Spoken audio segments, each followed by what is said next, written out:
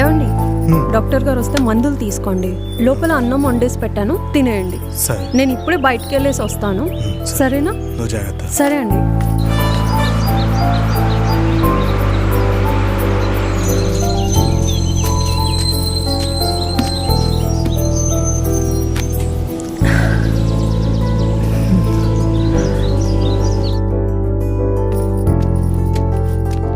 ఏమ్మా కొత్త కనెక్షనా?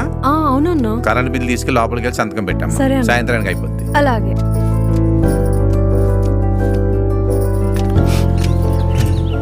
Sir gas sir. గ్యాసా? డబ్బులు అవసరం లేదు సార్, దీపం పథకం. డబ్బులు లేవు కదా, గ్యాస్ ఎలా వచ్చింది?